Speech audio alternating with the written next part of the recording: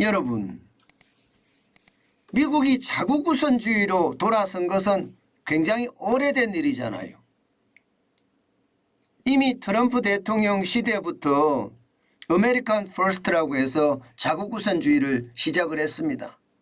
그런데 조 바이든 대통령은요, 아주 구체적으로 아메리칸 퍼스트 정책을 실행을 하고 있습니다.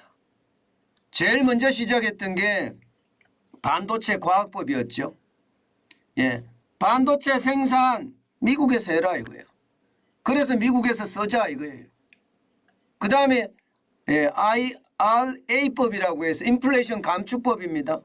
이것은 전기차나 전기 배터리에 대한 이야기예요. 이것도 미국에서 생산해라 이런 얘기예요.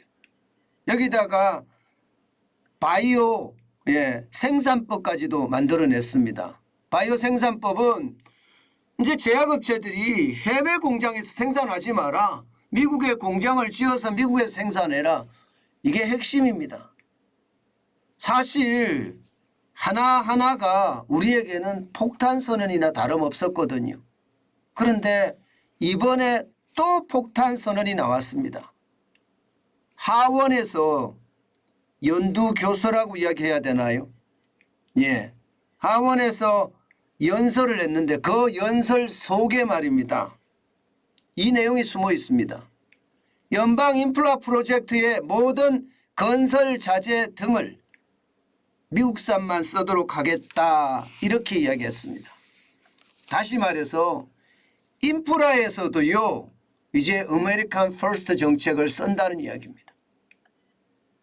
이렇게 되면 수출을 중심으로 하는 우리나라 입장에서는 굉장히 큰 타격이 될 수가 있습니다. 조 바이든 대통령이 하원 연두교수에서 이런 이야기를 하고 난 이후에 백악관에서 보도자료를 냈는데 아주 구체적인 내용이 포함되어 있습니다. 도로나 교량 건설뿐만 아니라 수도 인프라나 초고속 인터넷을 설치하는데도 바로 바이 아메리칸 정책이 적용될 거다 이렇게 이야기했습니다.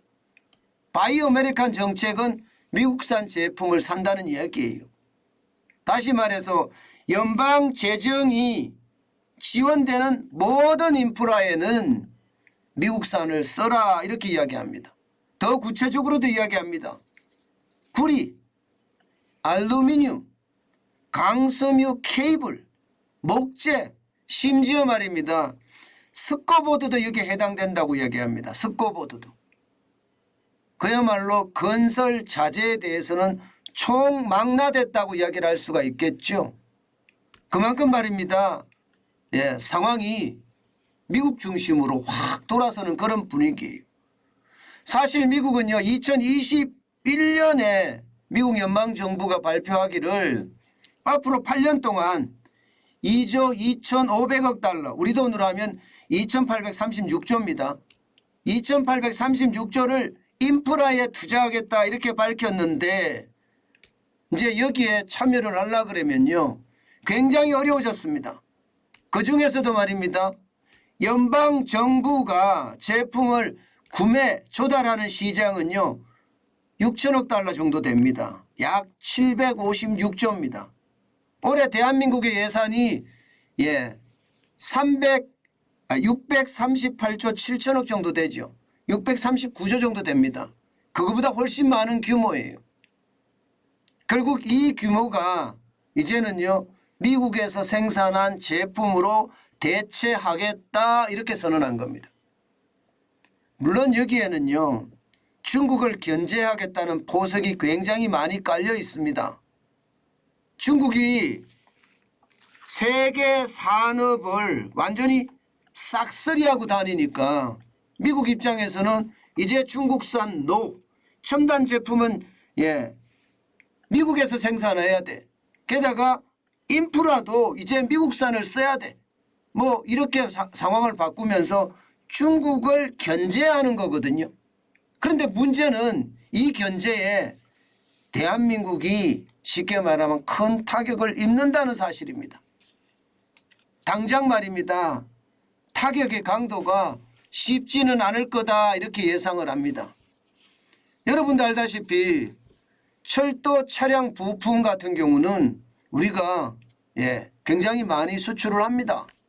적지 않아요. 지금 보시는 것처럼 303억 달러나 수출을 합니다. 여기에다가 원자로, 보일러, 기계류도 210억 달러가 되고요. 뭐 원자로라고 하더라도 이것도 SOC, 쉽게 말하면 인프라잖아요. 그죠? 인프라입니다. 여기에 보일러는요. 쉽게 말하면 모든 산업에, 모든 건축에 들어가는 기본 제품이거든요. 기계류는 뭐 건설 장비를 말하는 건설 장비. 그 외에 전자기기나 부품, 이것은 초고속 인터넷을 설치할 때 활용되는 거죠. 이것도 203억 달러나 되는데 어떤 식이든 타격을 입을 수밖에 없습니다. 철강 제품은 36억 달러나 되나 이것은 뭐 그렇게 원래 쿼터제로 시행을 했기 때문에 철강 제품에는 그렇게 타격을 받지 않겠다 이렇게 이야기는 합니다. 그러나 알루미늄 제품은 10억 달러, 건설 기계는 10억 달러, 광 케이블은 2억 달러 정도 된다 이렇게 이야기합니다. 전체적으로 말입니다. 아마 건설 장비나 케이블 회사들이 아마 영향을 굉장히 많이 받지 않을까 이렇게 예상이 되고요. 여기에다가 좀 더 넓히면 철도라든가 건설 장비라든가 발전소라든가 철강이라든가 뭐 이런 데까지도 확장될 수는 있다 이렇게 예상을 합니다. 그중에서도 가장 많이 피해가 입을 경우는 이 광케이블 회사가 아닐까 그렇게 예상을 하거든요. 실제로 말입니다. 1년에 적어도 2천억에서 3천억 정도 수출을 하거든요. 그 수출하는 회사들이 뭐 LS전선이라든가 대한광통신이라든가 가온전선이라든가 머큐리라든가 이런 회사들이 많이 수출을 하는데 어떤 시기든 타격을 받지 않겠느냐 하는 예상을 하고 있고요. 특히 말입니다. 미국은 이 태양광 신재생 에너지를 지금 어떻게 하든 강화를 하겠다 이런 얘기잖아요. 그러면 사막에서부터 전력을 끌어와야 됩니다. 전력을 끌어올라 그러면 거기에 전선이 많이 사용되는데 바로 그 전선에 대한 문제도 심각하게 영향을 미칠 수밖에 없다 이렇게 이야기할 수가 있는 겁니다. 여기에다가 뭐 미국 같은 경우는 해저 광 케이블 말입니다. 이것도 굉장히 많이 사용하는 국가 중에 하나거든요. 거기에 대한 영향력도 많이 손해가 날 거다 이런 생각을 하고 있는 것 같고요. 건설 장비 쪽에서는요. 뭐 두산 인프라코어야 문제가 없죠. 왜냐하면 미국에 공장이 있으니까요. 두산 인프라코어가 이제 이렇게 팔렸죠. 두산은 문제가 없습니다. 두산 밥캣이 미국에 있으니까요. 그런데 두산 인프라코어 이거 현대로 팔렸죠. 현대 두산 인프라코어인데 여기는 고민이 많습니다. 이제 고민이 많을 수밖에 없는 게 북미 지역의 수출이 적어도 말입니다. 이게 3억 9,700만 달러가 됐었거든요. 여기에 영향을 받을 거고요. 현대건설기계도 5억 3천만 달러 영향을 받지 않겠느냐 이렇게 예상합니다. 결국 말입니다. 인프라에 들어가는 건설 장비 그리고 그에 관련된 재료나 원재료들 그 수출은 확실하게 영향을 미친다는 이야기가 됩니다. 사실 이게 뭐 크게 어마어마한 악재는 아닙니다. 이미 반도체 과학법이나 인플레이션 감축법이나 바이오 생산법이나 이게 통과가 됐기 때문에 인프라에서 쉽게 말하면 바이 아메리칸 정책이 뭐 어마어마한 영향을 미치려고 그렇게 생각은 하지 않지만 그 선언 자체가 기본적으로 바이 아메리칸 정책이 되잖아요. 그렇게 되면 분위기가 산업의 분위기가 우리도 우리나라 제품 써야지 미국 제품 써야지 하는 그런 분위기로 바뀌면서 대한민국에 대한 수입 우리 입장에서는 수출이죠. 수출이 많이 약화될 수밖에 없는 게 현실이 돼요. 그러면 우리는요 안 그래도 지금 수출이 좀 어렵거든요. 뭐 보시는 것처럼 미국에 대한 수출도 1월 달에 마이너스 6.1%나 줄어들었습니다. 예, 이렇게 줄어들고 있는 상황에서 또 인프라 정책까지 바이 아메리칸 정책이 펼쳐지니까 우리 수출 기업은 예, 이게 당황할 수밖에 없고요. 실제로 말입니다. 수출 기업 모두가 예, 초비상 사태로 이게 어떤 식으로 상황이 펼쳐질지 예, 시장을 굉장히 예의주시하고 있다 이렇게 이야기하고 있고요.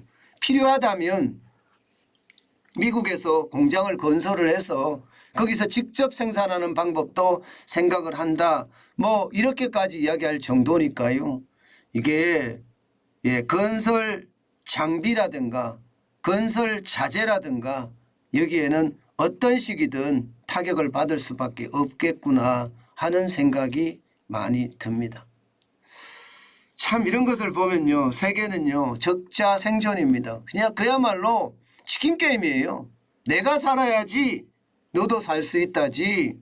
예, 너도 살고 나도 살고는 없다는 이야기가 되는 거잖아요. 지금 그런 것을 보면 우리 같은 경우는 안 그래도 어려운데 앞으로 좀 더 어려워지지 않을까 그런 생각을 참 많이 합니다. 지금 보시는 것처럼 미국만 줄어드는 것이 아니라 아세안은 19.8%가 수출이 예, 줄어들고요. 마이너스입니다. 중국은 31.4%가 줄어드니까 이게 위드 코로나 정책을 가져온다고 하더라도 단숨에 이게 회복되기가 쉽지 않거든요. 그런 상황이라면 결국 말입니다. 예, 우리 경제는 당분간 참 어려운 상태가 계속되겠구나 하는 것을 짐작해야 합니다. 그만큼 말입니다. 상황 자체가 어렵다. 예, 그 말씀 다시 한번 올립니다.